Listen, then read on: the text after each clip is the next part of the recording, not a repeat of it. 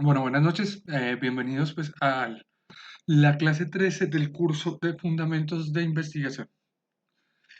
Ya acercándonos al final, nos queda por ver un último paradigma de investigación. Esta es la penúltima clase magistral. Nos quedaría esta y nos quedaría la clase de asociación de la epistemología pues con su campo de estudio. Entonces vamos a ver, recuerden que vimos ya el paradigma positivista y el interpretativo. Y nos faltaría por ver este último. Estos tres paradigmas son como los paradigmas clásicos de la investigación. Hay más, pero inicialmente cuando uno inicia en el campo de la investigación, siempre inicia con esos tres paradigmas que hemos visto. Entonces es bueno que vayan teniendo claridad en estos elementos porque más adelante seguramente ustedes los van a retomar. Entonces, ¿qué es el paradigma crítico? Pues ya les dije, es un paradigma de investigación. Como todo paradigma es una postura, una forma de entender cómo se hace la ciencia. Es muy diferente al positivista y al interpretativo. Por ejemplo, aquí ya no se preocupan por la relación entre sujeto-objeto. Recuerden que el positivista cree que el objeto siempre se puede conocer. El interpretativo cree que el objeto es imposible de conocerlo en su totalidad. Tiene características, o sea, esa preocupación para el crítico no interesa tanto. Vamos a ver qué es lo que le interesa a él, a este paradigma. Tampoco le interesa, por ejemplo, el debate entre objetividad, subjetividad. No propone una forma diferente ni particular de utilizar el método científico. Y no tiene como unas técnicas propiamente definidas. Entonces aquí, por lo tanto, todas técnicas de lo cualitativo y lo cuantitativo podrían llegar a servir. Entonces, antes de iniciar, de meternos plenamente en el paradigma crítico, vamos a hablar de dónde viene este paradigma, o vamos a contar así brevemente de quién sale. Pues sale de este señor. Karl Marx o Carlos Marx, toda su teoría, toda su propuesta filosófica y económica da pie o son las bases para que otros pensadores que también son marxistas propusieran una forma particular de hacer la ciencia. Entonces, obviamente, podríamos decir que el precursor pues, son las teorías de Karl Marx y este señor, que era como el parcero de Marx, Friedrich Engels. Entonces, estos dos son básicamente las personas que crean toda la propuesta del comunismo y con base a su propuesta, tanto económica como filosófica, es que estos otros señores, miremos esto, eh, estos dos dieron pie para que a principios del siglo pasado, unos alemanes ubicados en Frankfurt, en Alemania, crearan o propusieran una forma diferente de hacer la ciencia. Entonces, estos señores en el campo académico se les conoce como la escuela de Frankfurt o la teoría crítica. Ellos son las personas que piensan o proponen esta forma de hacer la ciencia. Por ejemplo, sus principales exponentes está ese señor Max Horkheimer, ya está muerto. Theodor Adorno, ya está muerto también. Son como las dos personas que fundaron la escuela de Frankfurt o como sus representantes. Son muchos más, pero estos dos son como la primera era, como los dos representantes de la primera faceta de la escuela de Frankfurt. Y unos como de estos, de los grandes exponentes de la escuela de Frankfurt, es él, Habermas. Y este señor todavía está vivo. Ya está muy viejo, debe tener al menos unos 94, 95 años y sí, pues sigue estando vivo y muy lúcido además. Entonces, estos tres de abajo retoman los planteamientos de Marx, de Engels y proponen una forma muy particular de ver la ciencia. Entonces ya vamos a ver de qué se trata eh, el paradigma crítico. Pero para poder hablar de el paradigma crítico y lo que se refiere, vamos a mencionar muy brevemente esta propuesta de Marx de las teorías de Marx, que es la idea o la propuesta de estructura y superestructura. Es necesario como aclarar esto muy por encimita para que ustedes entiendan pues de qué se trata el paradigma crítico. Entonces, según Marx, en la sociedad o todas sociedades se componen así. Entonces, la sociedad tienen una estructura. ¿Qué es una estructura? Pues es la base material y productiva. O sea, aquí más que hablar de relaciones, o en este momento no estamos hablando de relaciones entre personas como tal, sino que para Marx la sociedad, toda sociedad tiene una base material y una base productiva que es la que sustenta toda esa sociedad.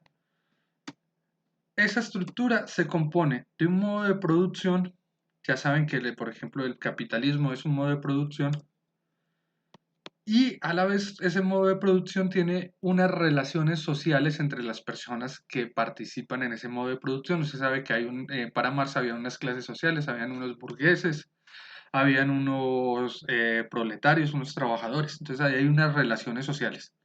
Además, ese modo de producción también nos presenta unas fuerzas productivas. Entonces, las relaciones sociales son las relaciones que se dan dentro de las personas que participan en ese modo de producción. Y las fuerzas productivas es básicamente todas las herramientas y todo lo que se necesita para producir. Recuerden, la estructura no solo son personas, no, básicamente la estructura es una base material y productiva, que todo eso sustenta todo eso es lo que sostiene la sociedad.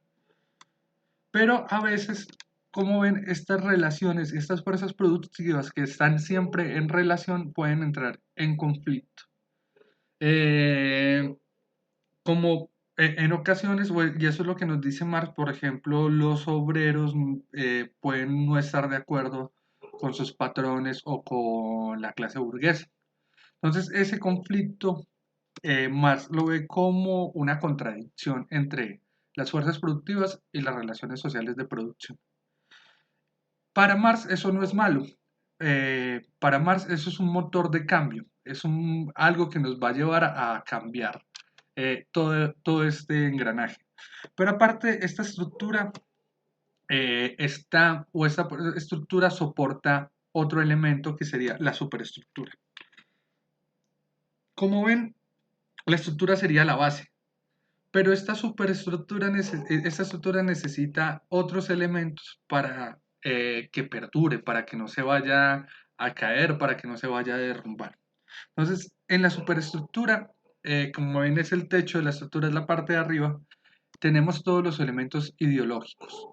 ¿Y qué es la ideología? Pues básicamente cuando hablamos de ideología, o sea, las cosas son un poquito más complejas de lo que yo lo digo, pero pues lo digo como tratando de que utilizar palabras que todos me entiendan. Entonces, básicamente cuando hablamos de ideología son representaciones, entiendan representaciones por ideas.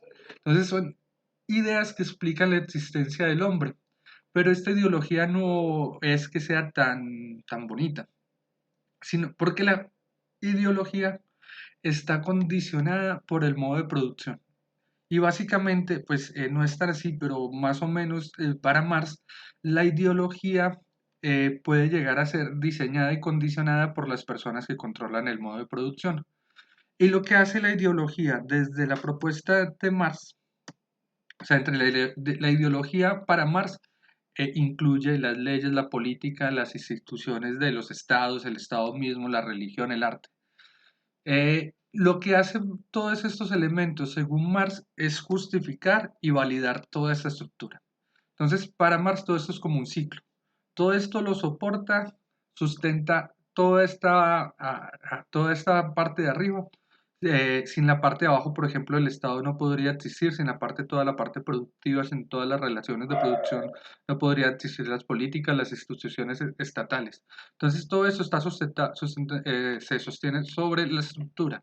Pero al igual la estructura para mantenerse necesita de todos estos elementos de la superestructura, estos elementos ideológicos para justificarse, defenderse, mantenerse y para validarse. Entonces, a través de esto se permite que toda la parte de abajo continúe. Entonces, como ven, es un círculo. Como les decía, recuerden que les dije, en estos momentos donde se produce la contradicción, el conflicto, que puede ser un conflicto, por ejemplo, entre las clases, entre estas relaciones que se dan, podría generar un momento, un motor de cambio, que es lo que Marx propone casi siempre, que es la revolución, que es el momento donde esta contradicción y este conflicto lleven a que todo esto se cambia y eso se cambiaría a través de un proceso de revolución. Entonces, todo esto se volvería, si se da esa contradicción como motor de cambio, todo esto llegaría a reestructurar todo, estructura y superestructura. Entonces, explicando esto, quiero que entiendan que según Marx, la realidad o toda la realidad se compone por estos elementos. Entonces, en esta realidad siempre hay dentro de estas relaciones, hay unas personas que son explotadas por otras personas que son las que controlan casi todos los elementos de arriba, que participan en todos los elementos de arriba, y entonces siempre van a haber unas personas que van a estar en condición de desventaja según la teoría marxista. Entonces, a partir de esas personas en condición de desventaja, es que el paradigma crítico nace pensando que la ciencia debe transformar la realidad. Que la ciencia no se debe solamente a limitar a explicar o a entender la realidad, sino que debe generar cambios significativos en esa realidad. Pero como lo dijimos, recuerden que como esto nace de una teoría marxista, pues ya decimos que la realidad está ligada al modo de producción. Entonces, como está ligada al modo de producción, en esa realidad siempre hay sujetos que están en condiciones de explotación o condiciones de desigualdad. Entonces, la ciencia debe existir para mejorar las condiciones de esas personas que viven en situación de explotación o de desigualdad. Entonces, si la realidad está condicionada por el modo de producción, el paradigma crítico propone que la ciencia tiene que impactar en dicho sistema. Por lo tanto, la ciencia desde el paradigma crítico tiene que ofrecer caminos para que caminos que contradigan o combatan a esa ideología dominante y eviten la explotación de hombres, produzcan como la emancipación de las personas y reivindiquen esas condiciones sociales de las personas que más difícil la pasan o que viven en constitución de desprotección. Ya vemos que estamos hablando que el paradigma crítico busca transformaciones de la realidad, pero no son transformaciones cualquiera. No es como si su proyecto va a generar una transformación en los horarios de un empleado y va a subir los horarios, pues esa transformación no es una transformación, por ejemplo, que entraría en un estudio del paradigma crítico. Ahorita vamos a ver que tiene otras características cuando hablamos en el elemento de la transformación. Entonces, básicamente lo que busca es esto, este paradigma es que la ciencia tiene que servir para el beneficio social. Si no sirve para eso, se cuestiona si es ciencia o no. Entonces, ¿cómo investiga este paradigma o cómo se investiga dentro de este paradigma?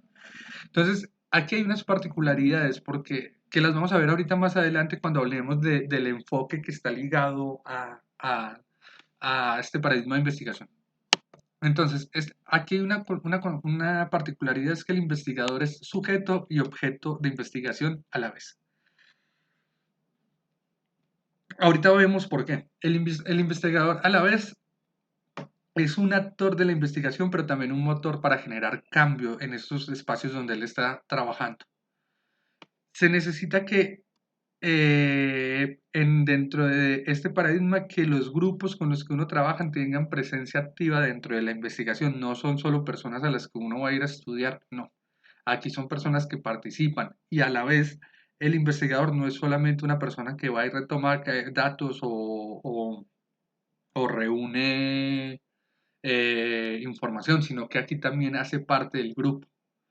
Entonces, todas las decisiones de la investigación se toman en conjunto entre investigador y sujetos. Este paradigma trabaja con un enfoque y que también es un método que se llama la investigación acción participativa. Ahorita te la explicamos por encima qué es. Este enfoque utiliza tanto técnicas cualitativas o cuantitativas, no importa. Lo que importa es que sirvan para eso, para generar transformaciones con los grupos con los que uno trabaja.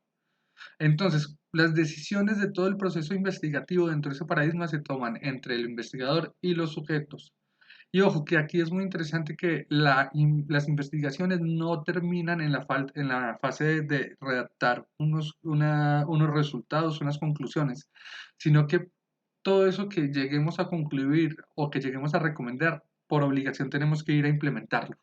Porque si no lo implementamos, pues el proceso científico e investigativo no está generando ningún cambio. Entonces tenemos que llegar hasta la parte final, ir a implementar todos esos elementos que nosotros estamos recomendando. unas características. Así, haciendo una síntesis breve de lo que acabamos de ver. Busca la transformación de la realidad. Piensa que el fin último o el máximo fin de la ciencia es producir el cambio social. Entonces, la ciencia es una herramienta para terminar con esas condiciones de explotación y de dominación social. Entonces, ven que aquí, por decir así, es un modelo, un paradigma científico muy político, no político como que pertenezca a un partido, sino político porque está buscando una transformación o un impacto en la realidad como tal. Entonces, la ciencia básicamente tiene un fin y ese fin es servir para mejorar las condiciones de vida de las personas. Otra vez, no importa el debate entre la objetividad y la subjetividad, eso a estos no le preocupan es que la ciencia efectivamente sí sirva para mejorar las condiciones de las personas. La IAP, Investigación Acción Participativa, es su enfoque y método característico. Como les dije, puede utilizar tanto herramientas cualitativas cuantitativas, eso no le preocupa tanto, siempre y cuando se utilicen para este fin, que es mejorar o transformar la realidad. Entonces, como ya hemos hablado mucho de que el enfoque que se liga a este paradigma se llama investigación acción participativa, vamos a contar así brevemente también qué es la investigación acción participativa. Entonces, este método, este enfoque de investigación es muy particular porque está muy vinculado a la historia de Colombia. Entonces, ¿cómo surge este enfoque de la IAP? Básicamente surge en los años 70, que algunos de ustedes no lo saben, pero durante los 70 se caracterizó en Latinoamérica un proceso de lucha, sobre todo luchas campesinas. Entonces, por ejemplo, en Colombia habían un montón de grupos guerrilleros, se nacieron un montón de grupos guerrilleros e inclusive algunos son un poco más viejos.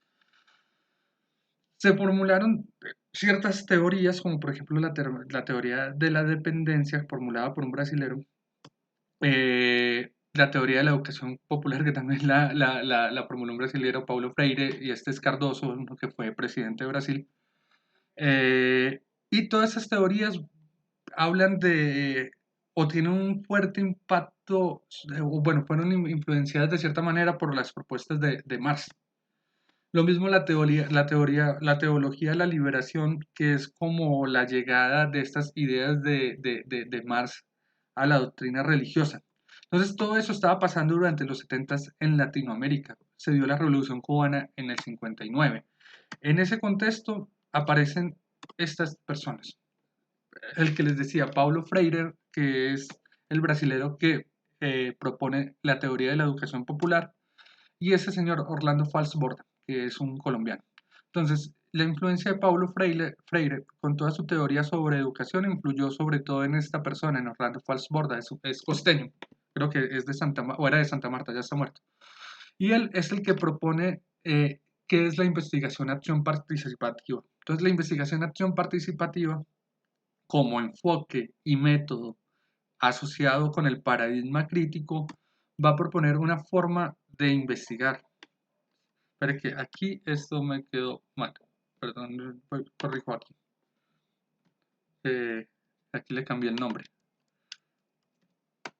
Entonces, este señor nos va a proponer una forma cómo implementar ese paradigma.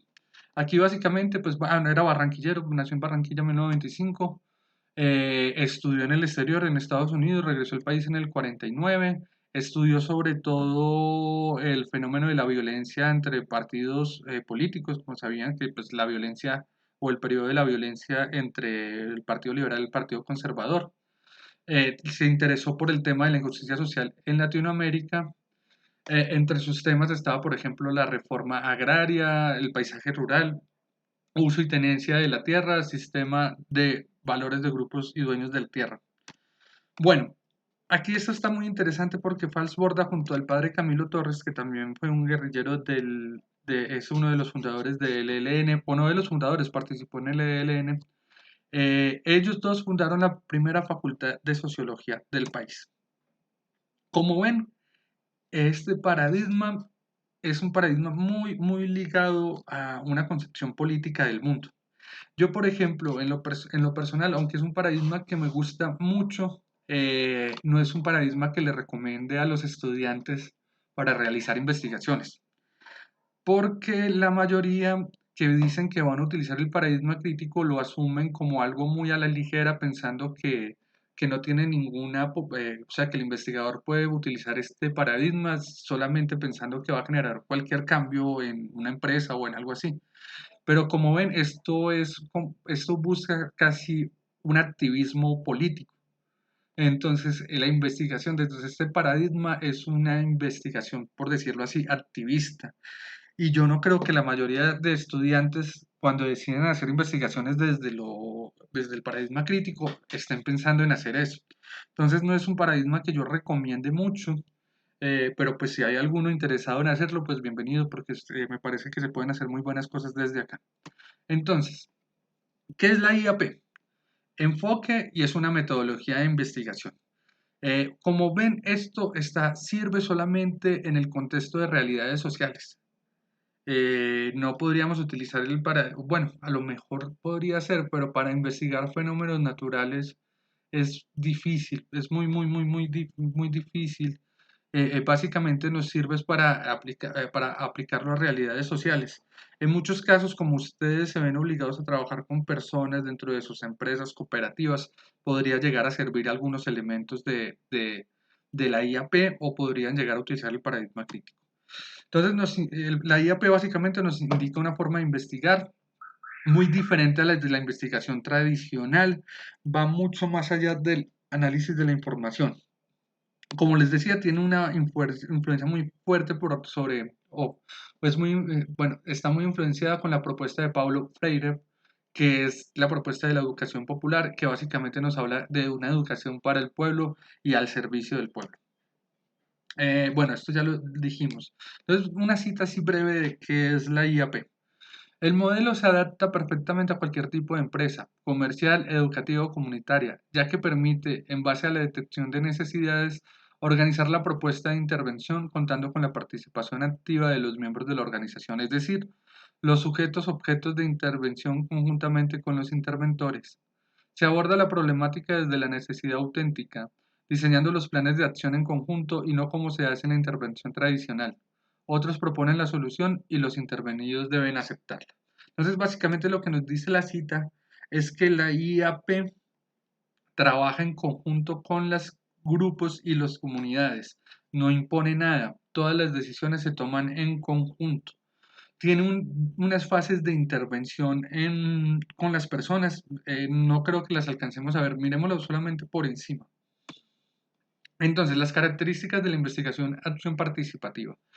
Siempre tiene contacto con los grupos, o sea, con todos los grupos que se trabajan. El investigador trata de acercarse lo más que pueda al punto de convertirse en uno más del grupo. O sea,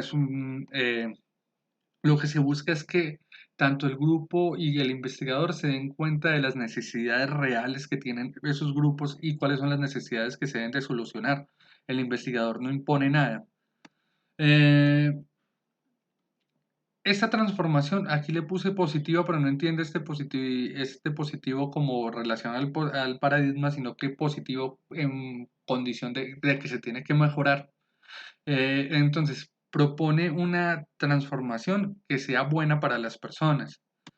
Em, Aquí no se ven a los grupos como personas sobre las cuales uno puede llegar a investigar, o sea, porque normalmente el investigador llega y mira a las personas como si fueran también cosas, las estudia y sale y se va.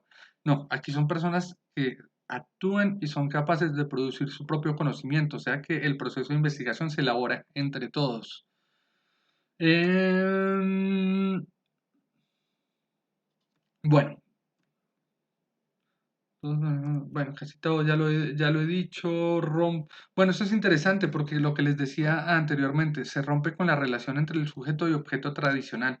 O sea, aquí no hay una persona que va a investigar a otros, porque todos son sujetos y objetos a la vez. Aquí el investigador también, como al convertirse en una parte del grupo, también entra entre las personas que va a estudiar. Y los sujetos también participan en la toma de decisiones, entonces también podrían ser las personas, podrían asumir el papel de investigadores. Entonces, aportes que nos pueda generar esto, entonces promueve procesos de cambios. que están anclados a las necesidades reales de las personas. Como aquí no imponemos nada, aquí lo que vamos a investigar, esa decisión de qué vamos a investigar la tomamos en conjunto a los grupos. Entonces, las necesidades que se buscan solucionar son porque realmente las personas necesitan con urgencia cambiarlas, mejorar esas situaciones. Entonces, es una forma de investigar muy viable para atacar necesidades o para solucionar necesidades reales, problemas reales. Lo mismo le da capacidad a los grupos de toma de decisiones sobre los temas a investigar y sobre las necesidades o los problemas a solucionar dentro de esos grupos. Como les dije, está muy vinculado a nociones políticas, entonces también va por el lado del activismo, a crear una conciencia sociopolítica sobre la situación de las personas. Asume que tanto el investigador como los sujetos son agentes de cambios, no son meras personas que están ahí para construir información y dar unos resultados, sino que también para transformar la realidad. Lo interesante de aquí es que como se crean, o sea, lo que se quiere es generar un impacto y una transformación. Por lo regular son proyectos que son muy claros lo que van a ir a hacer. Y por lo general va dentro del proyecto se crean pequeñas campañas a corto plazo, se van haciendo así en pasos progresivos los procesos de investigación. Porque la idea es que a medida que vaya avanzando el proyecto se vayan viendo los resultados de lo que está generando. Entonces, componentes de la IAP. Tenemos estos tres elementos. Un lado investigación, un lado educación y otro lado acción. Entonces, investigación es el proceso de análisis de antecedentes y de consecuencias de lo que vamos a hacer. A través de esa investigación recolectamos las preocupaciones de las personas, qué es lo que ellos quieren hacer. El proceso de educación es identificar las causas y las soluciones que podrían llegar a tener ese problema. Y implica también convertir a la población en interventores, o sea, que ellos también se vuelven parte activa y que entren en el proceso de investigación. Y la parte de acción, que ya sería la parte de implementación, de buscar esas soluciones a esos problemas que se detectaron entre el trabajo del investigador y la comunidad. Aquí trata de que las personas se vinculen y se den cuenta de su realidad y que ellos mismos sean capaces de transformarlas. O sea que el investigador no propone nada. Bueno, vamos a ver esto. Esto me lo voy a saltar. Entonces, principios para aplicar, por ejemplo, la investigación acción participativa. Entonces, se considera que los participantes son actores con poder de decisión, por lo tanto, no se impone nada. La meta de toda investigación desde el paradigma crítico y la utilización de la IAP es la transformación social positiva. Positiva no como el paradigma, sino positiva que tiene que ser una transformación social que mejore las condiciones de vida de esas personas. Todo el proceso de investigación, desde la identificación del problema hasta los resultados y la implementación, tiene que ser definido, analizado y resuelto por todos los participantes. O sea, no es decisión únicamente del investigador. Bueno, esto es básicamente lo que acabo de decir. Busca también que el proceso de investigación sea capaz de generar conciencia crítica en todos los participantes, o sea, que las personas que se den cuenta que esas condiciones sociales en las que ellos viven, esas condiciones de la realidad de ellos, se pueden mejorar y que a la vez son generadas por factores externos, que ellos sean capaces de reconocer eso y que tengan la capacidad de enfrentarse a esas condiciones que generan la forma en que estaban viviendo. Bueno, igual a través de la implementación de la investigación acción participativa se busca también generar sentido de pertenencia por el grupo y hacia el grupo. O sea, si se busca mejorar las condiciones de vida de determinado grupo, lo que se quiere también es que después de mejorar las condiciones de vida, la gente se sienta más identificada con el lugar y con el grupo al que pertenece. Escenarios donde podríamos utilizar, por ejemplo, realizar una investigación desde el paradigma crítico dentro de comunidades cooperativas, por ejemplo, empleados, por ejemplo, una empresa con empleados en condición de explotación podría también utilizarse este paradigma. eh, con comunidades que podrían ser minorías raciales o cualquier tipo de minoría social. Podría realizarse un trabajo desde el paradigma crítico utilizando la IAP. Entonces, con lo que les digo acá, la IA puede servir en muchos posibles escenarios.